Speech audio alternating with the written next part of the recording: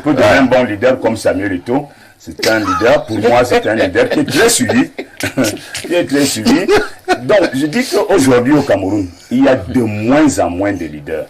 Pourquoi je le dis? Parce que, sincèrement, nous avons dans nos familles, dans nos communautés, dans notre système gouvernant, nous avons des gens qui se sont pratiquement autoproclamés leaders. Oui. Donc, habituellement au Cameroun, pour parler du Cameroun, nous avons un système politique qui crée des leaders.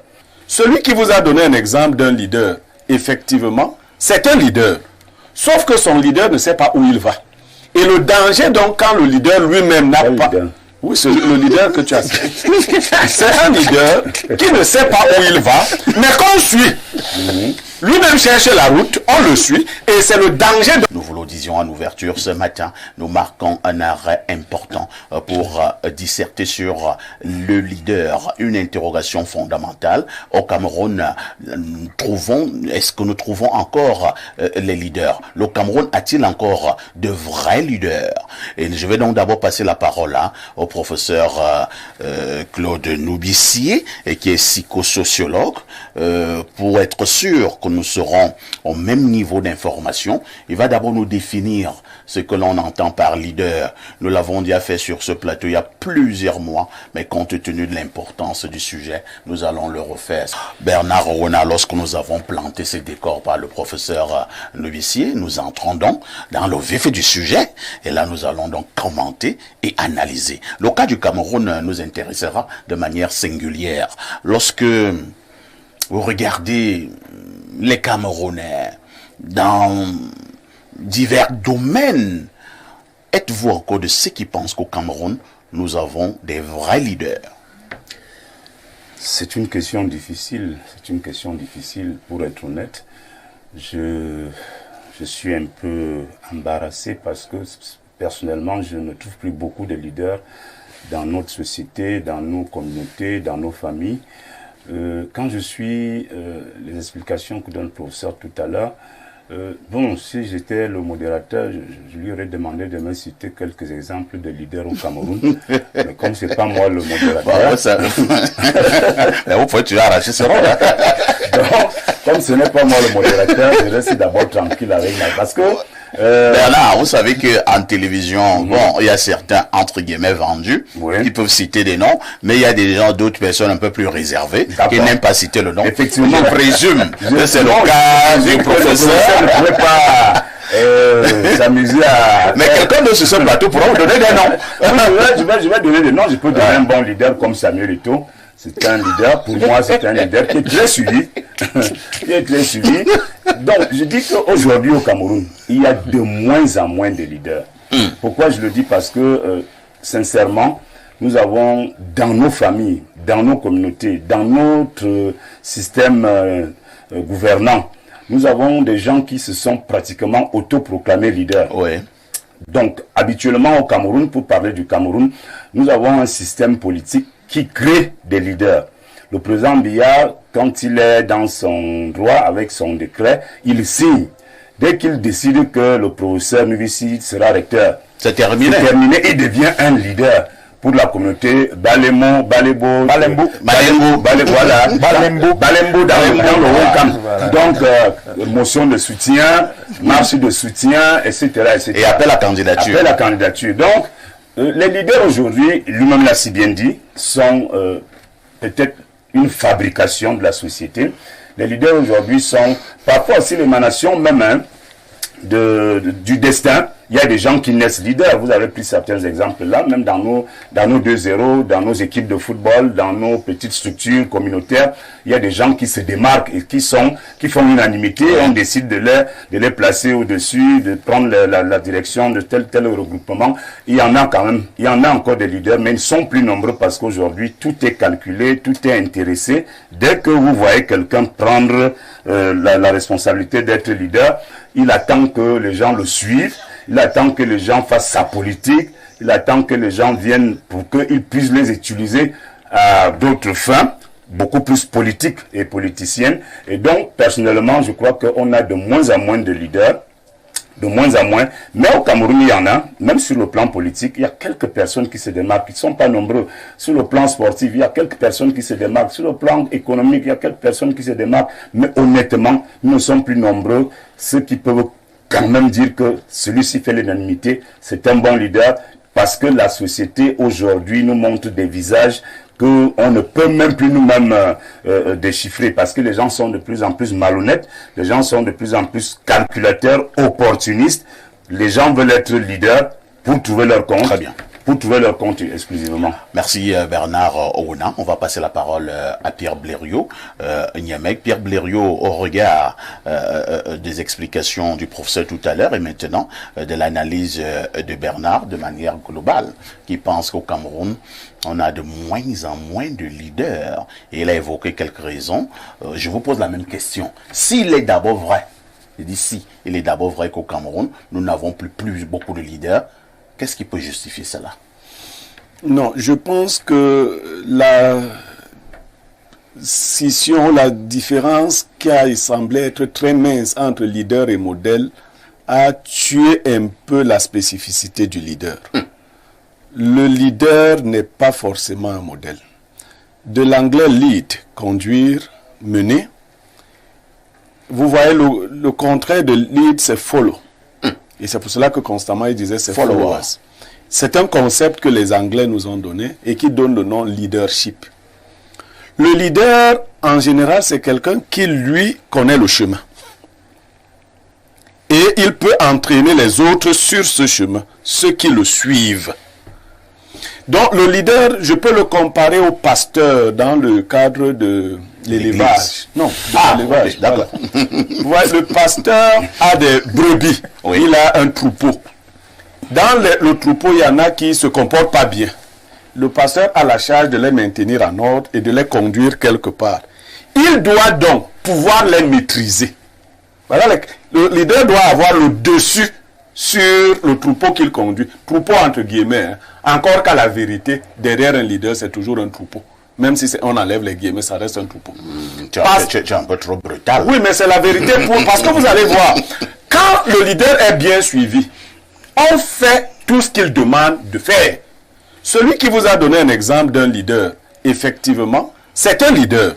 Sauf que son leader ne sait pas où il va. Et le danger, donc, quand le leader lui-même n'a pas... Oui, c'est le leader que tu as cité.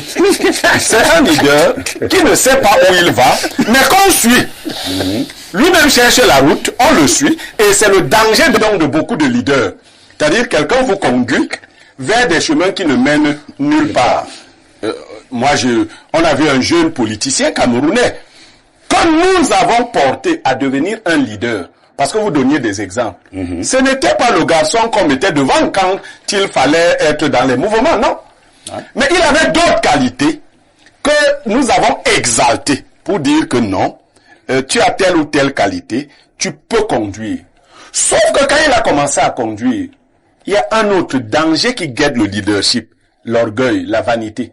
Quand on commence à vous dire que vous savez, vous pouvez vous complaire et commencer à penser que vous savez tout. Et ne plus vous cultiver, ne plus vous informer vous-même, ne plus apprendre. Parce que le leader doit, au fond de lui, il ne doit pas montrer ses faiblesses à la troupe, mais au fond de lui, il doit savoir qu'il est un humain qui a des défauts, qui a des insuffisances, qu'il doit combler au fur et à mesure. Moi, je vais vous citer un leader dont j'ai très bien entendu parler, Ruben Oumniobé. Ruben Oumniobé, contrairement à ce que les gens croient, étudiait beaucoup. Avant d'accepter d'être SG de l'UPC, il a fait mettre 2 autres avant lui. Ça, pour la culture déjà. Il est le 3e. Et avant de prendre ça, il s'est référé plusieurs fois à son maître formateur qui était Gaston Donat. Il dit que mais voici des gens qui croient que moi, je suis tout puissant, omniscient. Et Gaston lui avait dit non. Tu vas utiliser leur foi pour faire ton travail. Mais toi-même, tu dois continuer à travailler sur ta propre personnalité. Parce que le leader, donc, en ce sens-là, doit inspirer. Quand vous n'inspirez plus, ceux qui continuent de vous suivre là, c'est les moutons. C'est comme votre leader. C'est-à-dire que on se rend compte qu'on est perdu. Quel leader? Celui que tu as cité. On est perdu. Quelqu'un a dit qu'il vous amenait à Douala. Vous êtes déjà à comment on appelle, à Minganga. Oui. Hey. Vous êtes à Minganga. Quelques curieux demandent aux gens, est-ce qu'il y a Douala par ici? Là-bas à Minganga, on ne connaît plus le nom. On dit non. Ici, le Douala c'est quoi? On dit que non. Et le leader, lui, ne fait que avancer. Les plus entêtés, les téméraires disent, ah, si le leader a dit que c'est Douala, c'est que c'est Douala. Ils vont comme ça. Vous avez vu des leaders religieux amener les gens à mourir en groupe. Ouais. Parce que la vérité, la confiance, et le professeur l'a dit, qu'on met en le leader vous dépossède de votre personnalité. Vous vous confondez à sa personnalité. S'il a dit quelque chose, j'entends souvent dire, notre leader a toujours raison. Quand il a tort, c'est la première règle qui s'impose. C'est-à-dire, la première règle, c'est que le leader a raison. Deuxième règle, quand il a tort, c'est la première règle qui s'applique. C'est-à-dire, il a raison. vous comprenez. Donc, on a des leaders dans tous les domaines, mais est-ce qu'ils sont de vrais? Non, ils sont de vrais pour de vrais followers. Parce que si vous-même, vous ne vous donnez pas une discipline sur là où vous voulez aller, vous devez vous choisir vos leaders. Moi, je veux avoir pour leader quelqu'un qui a réussi sa vie, par exemple, économique, qui a réussi sa vie sociale. Mais qu'est-ce que je vais foutre avec quelqu'un qui n'est pas marié, qui estime que avoir les enfants c'est inutile, qui croit que s'il a de l'argent, il faut aller jouer. Si tu le choisis comme modèle, il va te conduire où? Maintenant, quand tu choisis un leader, sache que ça n'a pas été facile non plus pour lui-même. Parce que ce que vous voyez comme réussite cache souvent des efforts qui ne sont pas expliqués, et même certains qui ne sont pas explicables. Donc quand vous suivez un leader, rassurez-vous qu'il incarne les valeurs que vous voulez représenter, qu'il maîtrise lui-même la voie qu'il va suivre, et qu'il reste à l'écoute. Parce qu'aucun homme n'a l'omniscience. Merci, Pierre Blériot. Bernard, je voulais vous poser une préoccupation. Je faisais comprendre que j'élargissais cette préoccupation pour les chefs d'État africains. Est-ce que tout chef d'État est forcément un leader? Pas du tout. Pas du tout. Tout chef d'État n'est pas forcément un leader. Il y a des chefs d'État qui arrivent là par la voie du destin. Il y a des chefs d'État qui arrivent là par la force des choses.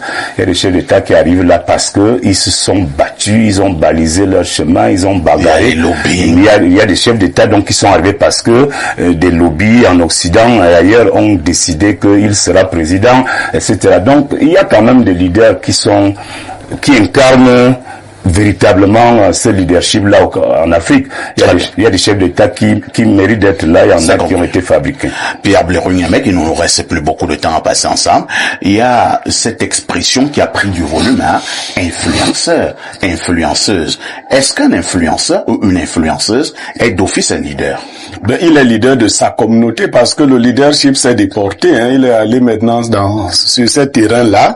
Vous voyez, là-bas on parle bien aussi de followers. Il est donc le leader de sa communauté. Mais ce que je voulais faire remarquer, parce que je voulais faire remarquer ce qui suit.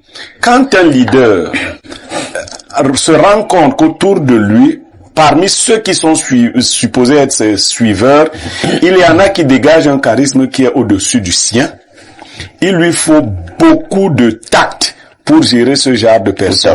En général, chez nous, ce qu'ils essayent de faire, c'est d'écraser. Ouais. Et puis, il y a aussi un problème. Lorsque vous avez parmi des leaders, parmi vos followers, des gens qui ne sont pas endormis, que ce soit dans l'église ou ailleurs, il y a des chrétiens qui ne ferment pas les yeux. Quand le pasteur dit fermer les yeux pour faire des bizarreries, lui garde son œil ouvert. Et un jour, je suis allé dans ce qu'on appelle vulgairement une église de réveil, parce que moi, je vais un peu partout. Je vois comment ça se passe. Et là, ça m'a marqué. On peut parler en rien. À un moment donné, le pasteur demande à tout le monde de fermer les yeux. Moi, je suis quand même surpris. Pourquoi on doit tous fermer les yeux? Et si quelqu'un fait un truc là, moi, il ferme les yeux, moi, je ne vois plus. Après, bon. Le pasteur, il fait comme il ne ferme pas tout, il laisse un nez ouvert. Parce qu'il va être vigilant. Et le pasteur revient à la charge. Il dit, celui qui ne va pas fermer tous les yeux, il sera dangereux. Il est simulé comme s'il voulait aller faire pipi. Et donc, je profite de votre exemple pour parler un peu de ma posture. Je fais partie des followers qui accompagnent certains leaders et qui ne ferment pas les yeux. Je ne ferme jamais mes yeux. Et quand je vois donc le leader faire des deals, je commence par lui dire que non. leader, ce que tu fais là, Ce n'est pas bien. Ce n'est plus bien. Et bien évidemment, c'est la raison pour laquelle je suis ostracisé. Parce que ceux qui disent, par exemple, que je combats ceux de ma communauté, je peux leur dire que j'ai apporté le plus grand soutien aux membres de ma communauté qu'ils croient que je combats. Et c'est quand je me suis rendu compte que les membres de ma communauté, pour ceux qui avaient été présentés, n'étaient pas ce qu'ils disaient être, que je me suis révolté, parce que il faut même encore avoir le courage d'affronter le leader, entre guillemets, parce que c'est pas facile. ce n'est même pas évident. C'est toute la le leader a toute la meute avec s'attaquer à toi. Qui va s'attaquer à toi? Parce que en ce moment-là, tu es souvent seul. Mais je leur dis, je prends le temps. Parce que la meute finit aussi par se rendre compte un jour qu'on nous a trompés. Oui. Et on revient vers toi si tu es encore vivant, si tu as tenu. Parce que l'autre versant, c'est que le leader tente même de t'éliminer. Oui. Si tu tiens le coup, la meute reviendra pour te dire, vraiment, c'est toi qui avais bien vu. On nous avait trompés. J'espère que vous avez bien compris.